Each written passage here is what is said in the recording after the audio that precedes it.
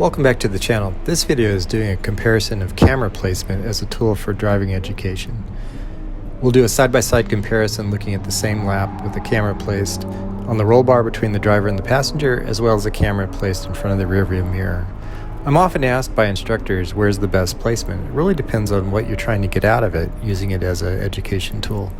If you're trying to learn a new track, if you want to see the way the track goes, the best place for car placement, then probably behind the mirror is a better choice. If you're really looking at giving the student feedback on their input, smoothness, and consistency, then the in-car is probably better. But this will show you sort of the pros and cons of each. And at the end of the comparison lap, then we'll go through each one in some detail.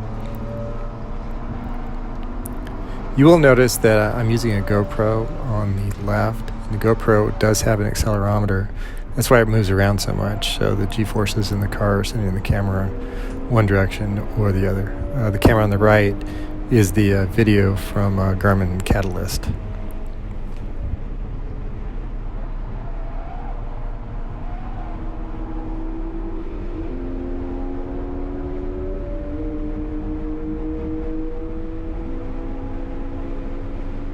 Now we're going to transition into that same lap. This is a scene from the camera that's mounted on the roll bar. You'll notice that it doesn't give as good a view for trying to tell how the car placement is on apex or to the edge of the track. But you do see the inputs, whether it's smooth steering in and steering out of the corner, whether the driver is looking ahead, looking through the corner, how often the driver checks his mirrors. Those kind of inputs. So from that sense, I think it's good to help the student, especially if you're trying to talk to them about hand position, whether they shuffle steer or if they hold their hands smooth and give smooth inputs. I think this is an excellent view. But if you're obviously trying to learn a new track and you don't know your way around the track, this may not be as helpful as perhaps the view with the camera placed in the center of the car directly behind the mirror. You'll notice next to my mirror I also have a dash cam, and that's not the video we're using. We're actually using the Garmin video when we switch views, and it's directly behind the mirror. You can't see it.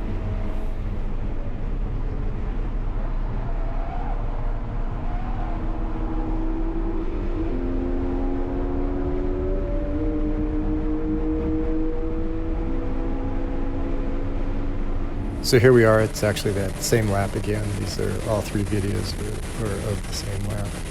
And now you see the car placement. So this, with the camera placed behind the mirror, it's much steadier, and you can tell closer proximity to the apexes, if you're tracking out. But what you can't really tell is what I'm doing from steering input.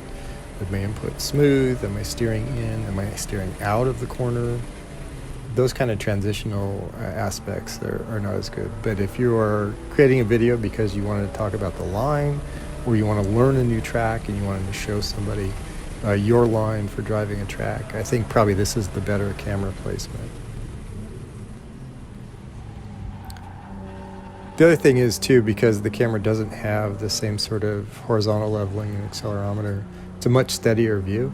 So it's very steady because it's tied to the windshield and it's not moving at all.